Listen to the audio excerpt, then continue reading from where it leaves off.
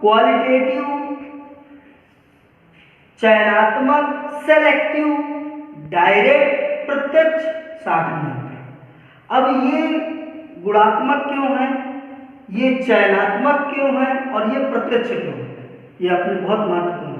ये जो credit control होगा, साख का नियंत्रण हम करेंगे अर्थव्यवस्था के लिए जो आवश्यक है, इसमें से ये महत्वपूर्ण है कि ये सेलेक्टिव है। सेलेक्टिव का मतलब हम किस सेक्टर में, हमको ऑटोमोबाइल सेक्टर के लिए ज़्यादा ऋण देना है, हमको होम लोन के लिए ज़्यादा देना है, हमको कार लोन के लिए देना है, हमको एजुकेशन के लिए देना है, हमको प्राथमिकता वाले क्षेत्र जो प्राइमरी सेक्टर है उनके लिए ज़्यादा देना है। हम यहाँ सेलेक्टिव हो जाते हैं और इसलिए हम इसे कहा जाता है कि ये चयनात्मक साख नियंत्रण की विधि है, क्योंकि आपने चयन कर लिया है कि किस क्षेत्र, किस फील्ड में इकोनॉमी को ज़्यादा तरलता की आवश्यकता है, ज़्यादा लिक्विडिटी की आवश्यकता है, तो उसका हम लोग ध्यान रखते हैं।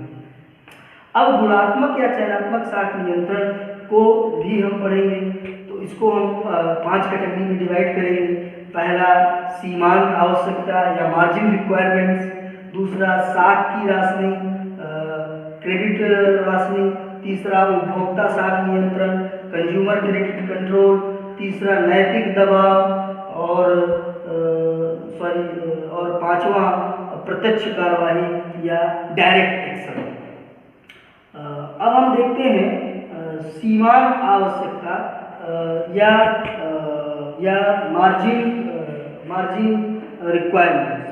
अब ये मार्जिन रिक्वायरमेंट्स क्या है, अगर हम ये देखें कि मार्जिन रिक्वायरमेंट्स के अंतर्गत, तो इसके अंतर्गत ये होता क्या है कि हम कुछ मार्जिन लेके चलते हैं।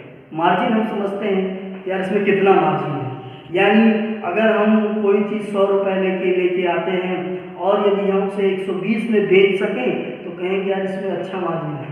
फिर यदि हम कोई चीज़ 100 रुपये लेके आए और यदि दुकानदार उसे 140 में बेच सके तो कहता है यार इसमें ज़्यादा मार्जिन है।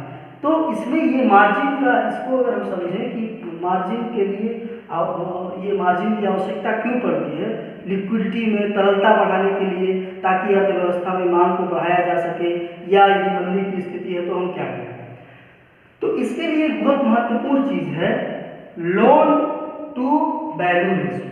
लोन टू वैल्यू रेशियो इसका मतलब क्या है कि आप किसी चीज़ को अगर गिरवी रखें, किसी चीज़ को आप दें, तो उसके बदले आपको वो कितना लोन देगा सामने वाला। यदि 60% है, क्या वो 85% है, कितना है, इसको हम एक उदाहरण से समझते हैं। लोन टू वैल्यू रेशियो बहुत महत्वपूर्ण है, क्योंकि लोन टू वैल्यू रेशियो ये बताता है कि हम किसके बदले कितना, इसको एक उदाहरण से समझ लें। जैसे मान लो कि शाहरुख खान की इस समय मूवी नहीं चल रही और उसको पैसे की तंगी आ गई, उसको पैसे चाहिए, तो मान लो वो क्या करे कि अपने घर से 1 लाख की ज्वेलरी लेके आए, और वो 1 लाख की ज्वेलरी लेके आए और जेठालाल के पास जाए और जेठालाल से कहे कि यार ये मेरी 1 लाख की ज्वेलरी आप रख लो और ये बताओ मुझे पैसे चाहिए, कितना पैसा दोगे। तो उसने कहा कि मैं इस पर आपको 60,000 रुपये दूँगा। क्यों? मतलब वो मार्जिन लेके चल रहा है कितना, 60%। यदि उस समय मार्जिन 60% है तो क्या करेगा शाहरुख खान 1 लाख का गोल्ड लेके आता है, 1 लाख का वो जेवर लेके आता है और वो कहता है मुझे कुछ पैसे चाहिए, और वो जेठालाल के पास जाता है। जेठालाल कहता है मैं आपको इसका 60% आपको मार्जिन है, 60% लोन टू वैल्यू रेशियो है, लोन टू वैल्यू रेशियो 60%। मतलब आप मेरे को अगर 1 लाख रुपए के गहने दोगे तो मैं आपको 60,000 रुपये कैश दूंगा, और वो जाके कैश लेके जाएगा और उसके पास परचेजिंग पावर होगी, जाके अर्थव्यवस्था में मांग करेगा और इस तरह से उत्पादन बढ़ेगा, निवेश बढ़ेगा, रोजगार बढ़ेगा। तो ये जो लोन टू वैल्यू रेशियो है यदि 60% है। अब जैसे मान लो यदि मंदी की स्थिति है, मंदी की स्थिति है तो सरकार ने तय किया कि लोन टू वैल्यू रेशियो 85% कर दो, यानी आप किसी चीज़ के बदले आपको इतना % मिल गया। जैसे मान लो फिर अब शाहरुख खान दोबारा जाता है और जब मंदी की स्थिति है तो क्या करना है, उसको पैसे चाहिए। अच्छा, तो उसको पैसे चाहिए तो क्या करना है भाई, हमारे 1 लाख के बदले 1 लाख के बदले में कितना पैसा दोगे? जेठालाल बोलता है मैं तुमको 85,000 रुपये दूंगा। अब वो 1 लाख के गहने रख लेता है जेठालाल और फिर वो 85,000 रुपये वो दे देता है और फिर क्या करता है, अब वो ज़्यादा मांग करेगा अर्थव्यवस्था में और इस तरह से मंदी दूर होगी।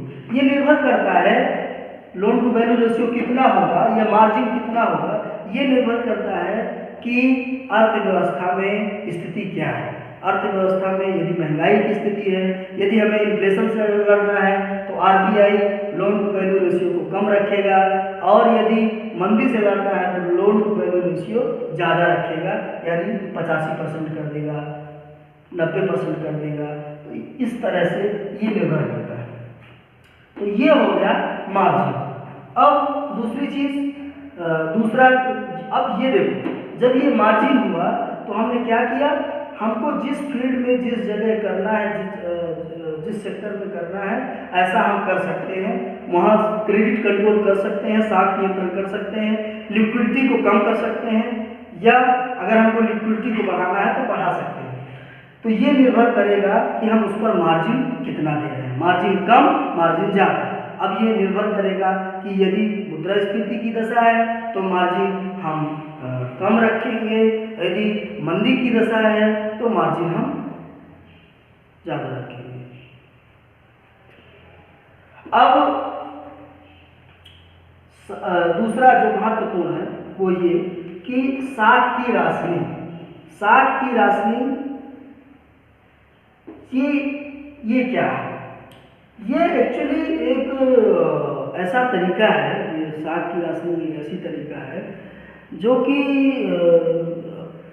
जो नियोजित अर्थव्यवस्थाएं हैं, जो जहाँ लोकतांत्रिक सरकारें हैं, वो कुछ क्या करती हैं कि एक कम कीमतों पर कम दाम पर उसको दे दिया जाएगा कि आप इतना किलो चावल दाल और गेहूँ जाके आप दुकान से आप ले सकते हो। तो ये एक्चुअली रसिया से आया, रसिया से आया ये कॉन्सेप्ट। और तो फिर वहाँ क्या करते हैं कि हमको ये कुछ स्पेशल सेक्टर में, कुछ स्पेशल क्षेत्र में हम अलग अलग सेक्टरों को तय कर लेते हैं कि किस सेक्टर पर कितना लोन जाना चाहिए, कितनी लिक्विडिटी किस सेक्टर में होनी चाहिए। उसके लिए हम उपयोग करते हैं साख की राशनि के लिए। जैसे मान लो एक सेक्टर है, जैसे कि कार लोन कितना होना चाहिए, होम लोन कितना होना चाहिए, ये ऑटोमोबाइल सेक्टर को कितना ऋण मिलना चाहिए, मैन्युफैक्चरिंग सेक्टर को कितना मिलना चाहिए, सर्विस सेक्टर को कितना मिलना चाहिए, एग्रीकल्चर सेक्टर को कितना मिलना चाहिए, या हम ये कहें कि रियल एस्टेट सेक्टर को कितना मिलना चाहिए। तो इस तरह से जब हम सेक्टर वाइज डिवाइड कर लें और ये कह लें, जैसे मान लो कि हम कह लें कि प्राथमिकता क्षेत्र में इतना ऋण मिलना चाहिए या इसमें इतना ऋण मिलना चाहिए, जहाँ जो ज़रूरत होती है सेक्टर वाइज के हिसाब से, क्षेत्र के आधार पर अर्थव्यवस्था में किस क्षेत्र को कितनी ज़रूरत है लोन को, या कहीं ज़्यादा है तो उसको किस तरह से कम करना है, ये काम किया जाता है साख की राशनि के अंतर्गत। और इसमें जैसे कि होता क्या है कि ये कहा गया है कि जो प्राथमिकता वाले क्षेत्र हैं, प्राथमिकता क्षेत्र के अंतर्गत क्या क्या आता है, कृषि क्षेत्र, छोटे मझोले उद्योग तथा सीमांत मजदूर यानी वीकर सेक्शन के लोग को कहा गया है कि ये 40% जो ऋण हो, 40% ऋण आपको वहाँ देना है, प्राथमिकता क्षेत्र में देना है। देशी बैंकों के लिए कहा गया, विदेशी बैंकों के लिए क्या कहा गया है कि विदेशी बैंक प्राथमिकता क्षेत्र पर जो दूसरे देशों की बैंक की शाखाएं हमारे देश में लगी हैं वो कितना देंगी प्राथमिक क्षेत्रों पर, प्राथमिक क्षेत्रों पर वो देंगी 32%। इस तरह से जहाँ जितनी आवश्यकता हो उस हिसाब से हम ऋण दे सकते हैं। ऑटो सेक्टर हो, मैन्युफैक्चरिंग सेक्टर हो, होम लोन हो, रियल एस्टेट सेक्टर हो, हमें कहाँ ऋण देने की ज़्यादा आवश्यकता है, कहाँ ज़्यादा हम ऋण घुमाएं, किसके पास ज़्यादा लिक्विडिटी की कमी है, कहाँ ज़्यादा पैसे की कमी है, उसको हम दूर करें, या कहाँ ज़्यादा है, अगर ज़्यादा है तो हम उसको कम करेंगे। ठीक, कि इस सेक्टर में ज़्यादा है तो चलो वहाँ नहीं देंगे, दूसरे वाले पर दे देंगे। इस तरह से हम यहाँ प्राथमिकताओं का निर्धारण करते हैं। तीसरा साख नियंत्रण महत्वपूर्ण है, उपभोक्ता साख नियंत्रण।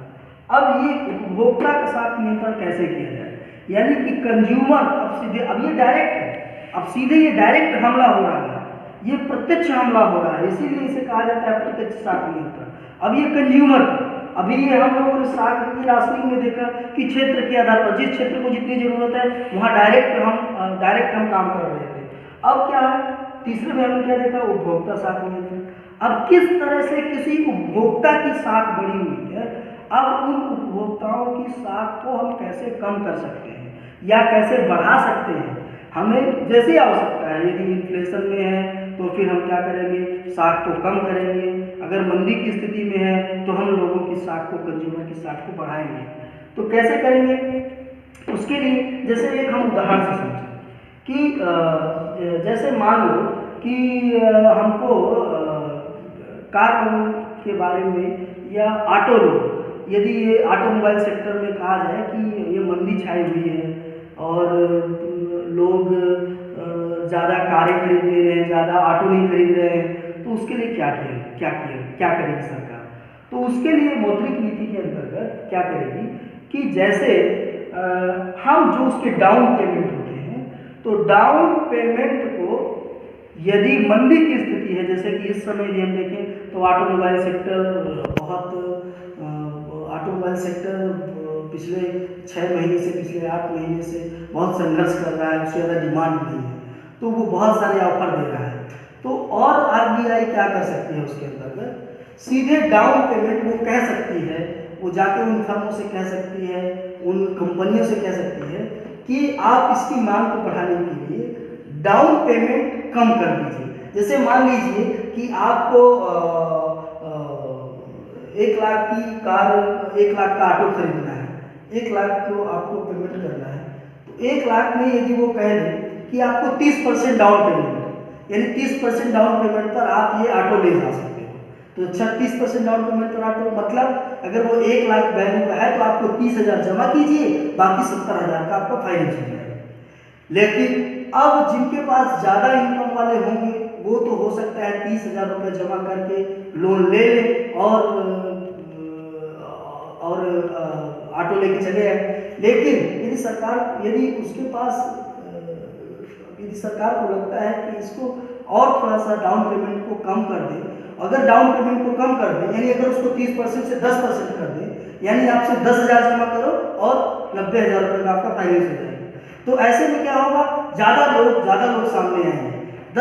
30,000 जमा करने की तुलना में 10,000 डाउन पेमेंट जमा करने वाले लोगों की संख्या ज़्यादा होगी।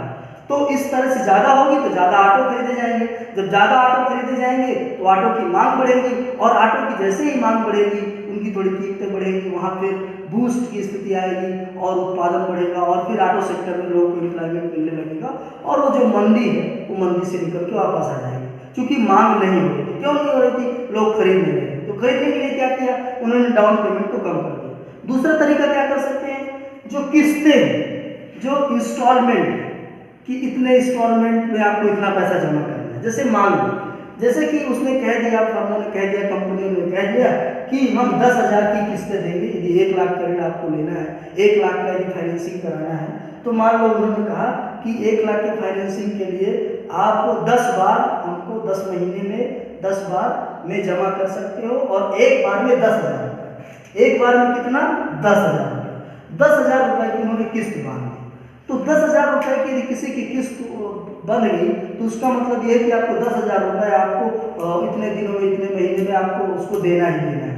तो उसके लिए क्या करना है भाई, तो उसके लिए ये करना है, यदि ऑटोमोबाइल सेक्टर में यदि मान लें कि अभी यहाँ मंदी चल रही है, इसकी मांग को बढ़ाना है, बूस्ट करना है, डिमांड को बूस्ट करना है, तो क्या करें, तो हम क्या करें, जो इंस्टॉलमेंट्स है यानी जो किस्तों को हम कम कर दें, यानी वो 10,000 से क्या कर दें, 1,000। तो क्या हो, 1,000 जमा कर सकने वाले, 1,000 किस्त भरने वाले लोगों की संख्या ज़्यादा होगी और वो ज़्यादा लोग ऑटो खरीद सकेंगे।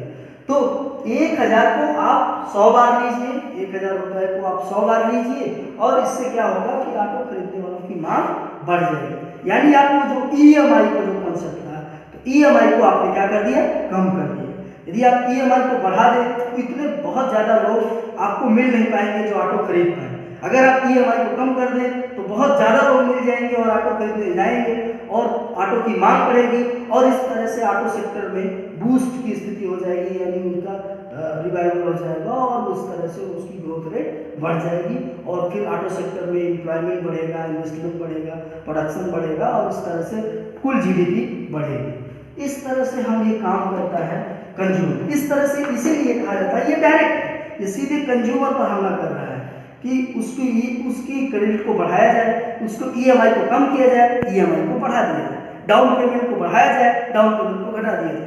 अभी यदि कार्य ऐसा कर दे, मान लीजिए 10 लाख रुपए की कार है, अगर कार ऐसा कर दे कि आपको 60% डाउन पेमेंट पर ले जाए, मतलब 6 लाख जमा कीजिए तब आप कार ले जाइए। ऐसे बहुत कम लोग होंगे जो 6 लाख जमा करें और उसके बाद 4 लाख की फाइनेंसिंग करें, ऐसे कम लोग मिलेंगे। लेकिन यदि ऐसा कह दे कि आप 1 लाख जमा कीजिए, 10 लाख रुपए की कार के लिए 1 लाख जमा कीजिए, यानी 1 लाख डाउन पेमेंट और 9 लाख का फाइनेंस कराइए, तो ऐसे लोगों की संख्या बढ़ जाएगी। जब ऐसे लोगों की संख्या बढ़ जाएगी तो वो जाएंगे, बाजार जाएंगे, कार खरीदेंगे और इस तरह से ऑटोमोबाइल सेक्टर में वहाँ जो मंदी छाई हुई थी वो मंदी से निकल जाएगा। इस तरह से ये डायरेक्ट भी काम करता है और सेलेक्टिव भी काम करता है। चौथा, नैतिक दबाव, मॉरल सस्पेंस। अच्छा, नैतिक दबाव क्या होता है? नैतिक दबाव ये होता है कि जैसे मान लीजिए गवर्नर, हमारे आरबीआई के गवर्नर शक्तिकांत दास जाएं और कॉन्फ्रेंस करें, दूसरे यूनिवर्सिटियों में जाएं, यूनिवर्सिटियों में लेक्चर दें और सेमिनार दें और लोगों से विचार विमर्श करें और उनसे पत्राचार करें और ये कहें कि मुझे आशा है कि हम लोगों ने रेपो रेट को कम किया है और इस समय मंदी की स्थिति है, मांग कम है, ऑटोमोबाइल सेक्टर में मांग कम है, तो हमने सोचा है कि रेपो रेट को कम कर दें और या रिवर्स रेपो रेट को, सीआरआर को हमने कम कर दें ताकि लोगों के पास लिक्विडिटी बढ़ जाए और लोग कम दर पर ज़्यादा चीज़ें खरीदें।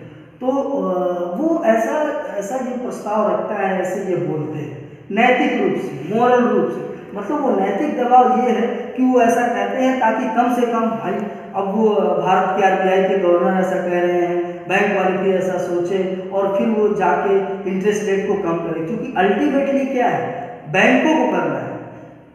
बैंक जब तक कम नहीं करेंगे तब तक वास्तव में कुछ होगा नहीं। आरबीआई अपने आप रेपो रेट और रिवर्स रेपो रेट कर देने का तात्पर्य बिल्कुल नहीं होता है कि बैंकों ने उसे तुरंत कर दिया, उसको करने में भी एक लंबा समय लगता है। तो इस तरह से नैतिक दबाव भी बना के रखते हैं और इसके चलते हम साख नियंत्रण कर सकते हैं। और साख नियंत्रण क्रेडिट कंट्रोल का और क्या है उपकरण, अंतिम उपकरण क्या है, प्रत्यक्ष कार्रवाई यानी डायरेक्ट एक्शन। अब डायरेक्ट एक्शन क्या है, यदि मान लो कि बैंकों से कहा गया कि आप सीआरआर एसआरआर जो है वो मेंटेन करिए, जिस बैंक रेट और ये हम लोगों ने यदि कम किया है तो उस पर ध्यान दीजिए, उस पर फोकस करिए। यदि ऐसा नहीं करते हैं तो उन पर जुर्माना वसूला जाएगा, उन्हें कुछ पेनाल्टी दी जाएगी, ऐसी व्यवस्था की गई है इसके अंतर्गत। अब इस प्रोसेस को हम लोगों ने पूरे जितने उपकरण थे डायरेक्ट और इनडायरेक्ट, उन सबको हम लोगों ने अब समझ लिया। अब समस्या क्या है? अब समस्या ये है कि चलिए रेपो रेट कम हो जाती है, रिवर्स रेपो रेट कम हो जाता है, नगद आरक्षण अनुपात कम हो जाता है, तो इससे होता क्या है? इससे एक चीज़ को हम किसी एक चीज़ को समझ लेते हैं और उसके आधार पर फिर हम देखते हैं कि एक्चुअली में ये काम कैसे कर रहा है। जैसे मान लीजिए, जैसे हम इधर ये कर रहे हैं कि जैसे CRR को जब कम करते हैं तो उससे क्या होता है? उससे होता ये है कि बैंक की तरलता में वृद्धि हो जाती है, बैंक की तरलता में वृद्धि हो जाती है, यानी बैंक ज़्यादा ऋण दे सकने की स्थिति में हो जाते हैं। कैसे? CRR क्या है? किसी एक चीज़ को समझें। CRR क्या है? CRR ये है कि जो बैंकों को अपना निश्चित जमाओं का कुछ प्रतिशत हिस्सा है, जैसे 3% हिस्सा, उनको कहाँ रखना है? आरबीआई के पास रखना है। अब आपने 100, जैसे इस उदाहरण में जब हम लोगों ने देखा था कि ये एसबीआई के पास यदि 100 करोड़ रुपए कुल जमा है, यदि उसको 3% यानी 3 करोड़, 100 करोड़ का कितना हुआ? 3%, 3 करोड़, 3 करोड़ रुपए उसे आरबीआई के पास रख देना है। किस रूप में? सीआरआर के रूप में। तो अब आप उसके पास कितना बचता है? 97 करोड़ रुपया। अब यदि सीआरआर को क्या करे कि घटा दे, कम कर दे, कितना कर दे? 3% है, जैसे उसको 2% कर दे, ठीक, तो क्या होगा? अभी सरकार ने वैसा ही किया। अभी ये अप्रैल 2020 में बैंक रेट और रेपो रेट इसमें चेंज किया गया। वो इसलिए क्योंकि डिमांड कम थी अर्थव्यवस्था में, और ऑटोमोबाइल सेक्टर और ये कपड़े उद्योग में बहुत मंदी चल रही थी, तो उसको बूस्ट करने के लिए सरकार ने, आरबीआई ने लिक्विडिटी को बढ़ाने का प्रयास किया। इसके चलते उन्होंने सीआरआर, एसएलआर सबको घटाया। तो अब ये देखना है कि ये कैसे काम करेगा। चलो सीआरआर को 3% से मान लो 2% पर कर दें, तो यानी अब उसे 2%, तो 100 करोड़ का कितना? 2 करोड़ से रखना पड़ेगा। तो यानी अब उसके पास कितने बचे? 98 करोड़ रुपया। यानी अब वो 98, 1 करोड़ रुपया उसके पास बढ़ गया, 1 करोड़ रुपया वो ज्यादा लोन दे सकता है। तो अब क्या होगा? बैंकों की तरलता क्या हो जाएगी? बढ़ जाएगी। जब बैंकों की तरलता बढ़ जाएगी तो क्या होगा? बैंक ज्यादा ऋण दे सकेंगे। अब बैंक जब ज्यादा ऋण दे सकेंगे तो लोगों के पास क्रय शक्ति बढ़ेगी। लोगों के पास जब क्रय शक्ति बढ़ेगी तो वो बाजार में जाएंगे, बाजार में मांग करेंगे, वस्तुओं सेवाओं की मांग बढ़ेगी, वस्तुओं सेवाओं की मांग बढ़ेगी, उनको पूरा करने के लिए फिर और उत्पादन बढ़ाना पड़ेगा, और निवेश करना